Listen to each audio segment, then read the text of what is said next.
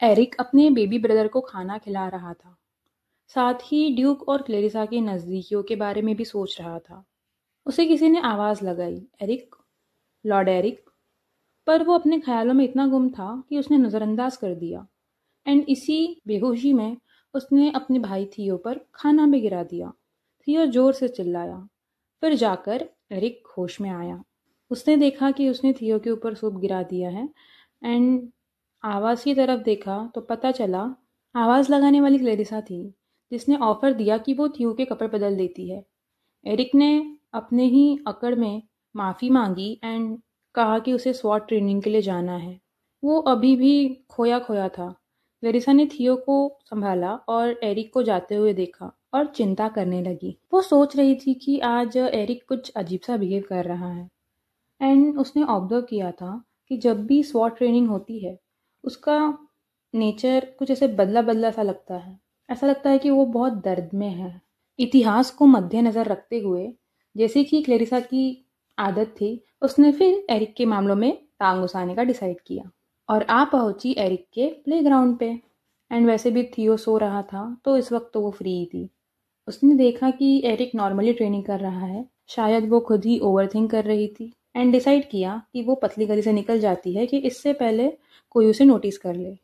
पर तभी ड्यूक ने ट्रेनिंग में रियल स्वॉर्ड यूज करने का डिसाइड किया, जिसे देखकर एरिक घबरा गया। उसे खौफ आने लगा। उसकी पास्ट मेमोरीज, उसकी पेरेंट्स की डेथ, सब उसके जैसे आंखों के सामने आ रही है। वो चिल्लाया और कांपने लगा। उसके हाथों से तलवार भी गिर गई। क्लेरिसा ने एरिक की चीख सुनी और वो भागते हुए ट्रेनिंग ग्राउंड पर आ पहुंची। ड्यूक ने क्लेरिसा को देखा तो वो बहुत हैरान था, क्योंकि इस वक्त उसे यहाँ होने की कोई ज़रूरत नहीं थी। उसने उससे कहा कि वो यहाँ क्या कर रही है, जिस पर उसने बोला कि वो एरिक के बारे में चिंतित थी। ड्यूक ने क्लेरिसा को फिर एरिक के मामलों में दखल देने से मना किया, पर इस बार क्लेरिसा अपना एक मुंह तोड़ जवाब साथ लाई थी।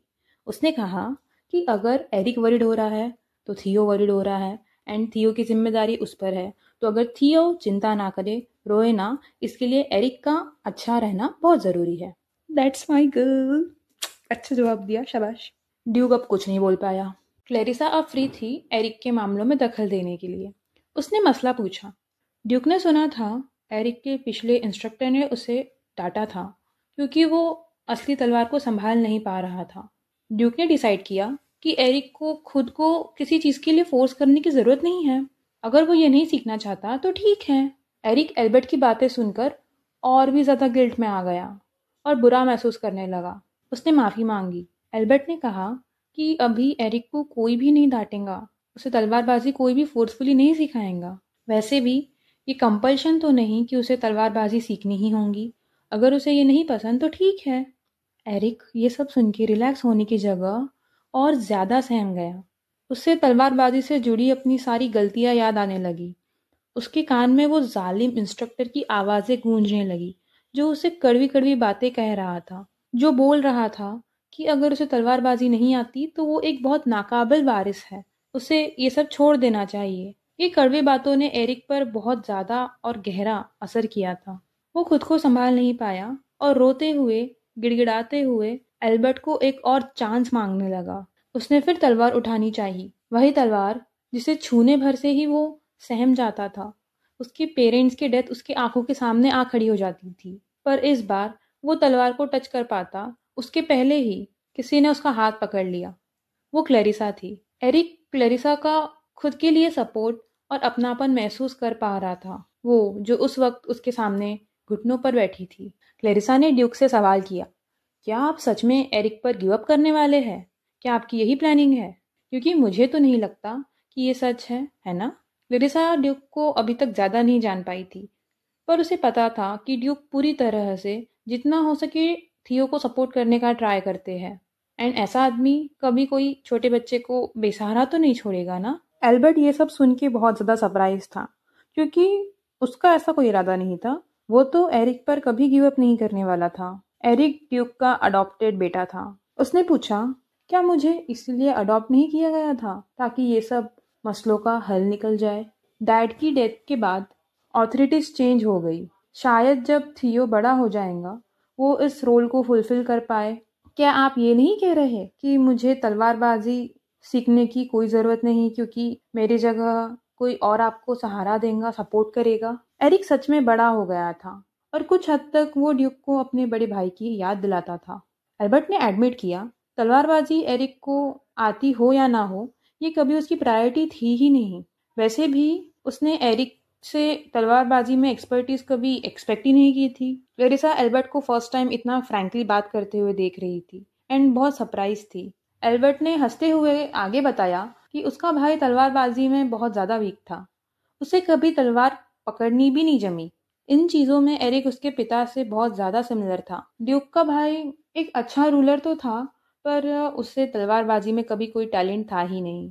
एरिक और क्लेरिसा ने ये सच तो एक्सपेक्ट ही नहीं किया था। ये तो पूरी वक्त बदल गया, जज्बात बदल गए काइंड ऑफ सिचुएशन हो गई नहीं। ड्यूक ने आगे बताया कि इसी वजह से उसने स्वॉर्ड्समैनशिप पे महारती हासिल की और खुद को बैटलफील्ड में इम्प्रूव करता चला गया।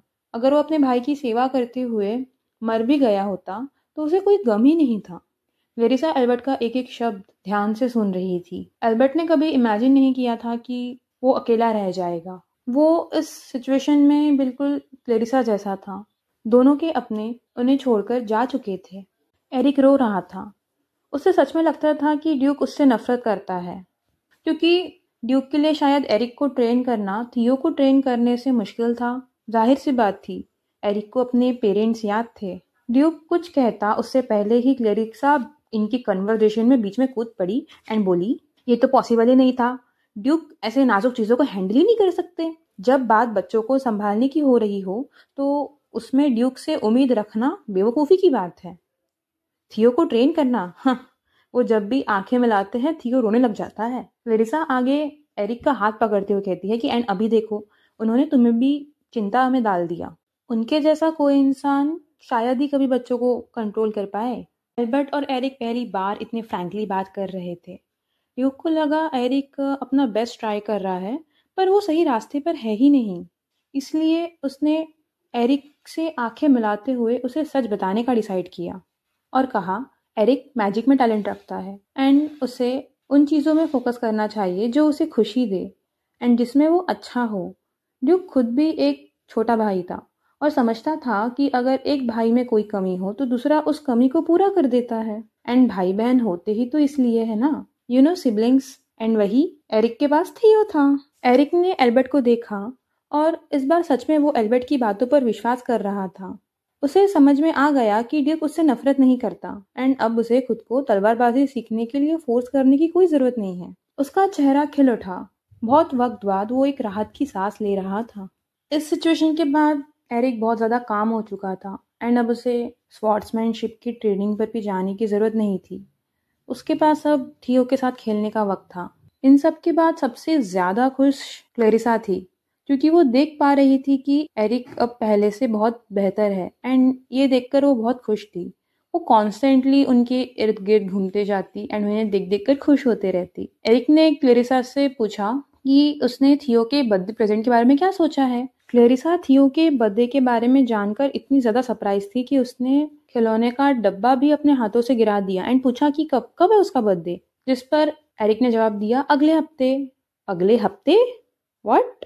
क्लेरिसा ने पूछा, तो क्या अगले हफ्ते फिर एक बर्थडे पार्टी होंगी जहाँ शायद थियो के सारे पसंदीदा लोग आए जो उसे प्यार करते हो। एरिक इस पर बोला कि उसे इस बारे में कुछ नहीं पता। वो बस इतना जानता है कि इस टॉपिक को अब तक किसी ने निकाला ही नहीं है। शायद ड्यूक तो थियो के बर्थडे के बारे में भूल भी चुके होंगे। क्लेरिसा सोच रही थी कि बर्थडे पार्टी नॉर्मली तो नोबल फैमिलीज में बहुत ज़्यादा ग्रैंड लेवल पे सेलिब्रेट होती है। एक तरह से ये मेनली पावरफुल फैमिली का शो ऑफ करने का तरीका होता है कि उनके पास कितनी वेल्थ है एंड वो अपने बच्चों को कितना ज़्यादा प्यार करते हैं, पैम्पर करते हैं। पर इनकी बर्थडे पार्टी एंड अभी सिर्फ एक हफ्ता बचा है एंड उसकी कोई खबर ही नहीं। क्लेरिसा डिसाइड करती है कि वो खुद जाके एल्बर्ट से इस बारे में पूछेंगी। वो फट से वहाँ से भाग गई। एरिक कुछ कह पाता उससे पहले ही वो रफू चक्कर हो गई। जितनी तेजी से वो गई थी उतनी ही तेजी से वो वापस भी आ गई। Eric was like, I knew it. Clarissa ने बताया कि ड्यूक ने कहा है कि ये पार्टी 2 रीजन के कारण नहीं हो सकती। पहला, थियो अभी अनस्टेबल है, उसका मैजिक आउट ऑफ कंट्रोल कभी भी जा सकता है। उसे इतने लोगों में ऐसे इंट्रोड्यूस करवाना सेफ नहीं होगा। दूसरा, वो अभी भी क्लेरिसा के मैजिक के बारे में कुछ नहीं जानते, उन्हें इस बारे में कोई इन्फॉर्मेशन है ही नहीं। एंड ये दोनों फेयर पॉइंट्स थे। क्लेरिसा ने कहा ठीक है, ओके, मैं मानती हूँ।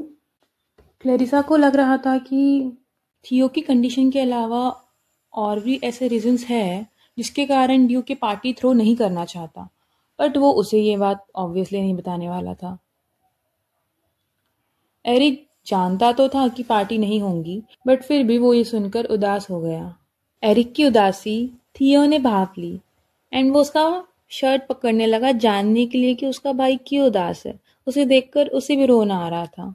एरिक कंफ्यूज था कि थियो को क्या हुआ। क्लेरिसा ने एक्सप्लेन किया कि उसका भाई उसकी उदासी देख खुद भी उदास हो रहा है। एरिक ने थियो को उदास ना करने के लिए उसे हक किया, उसे हंसाने का ट्राई किया।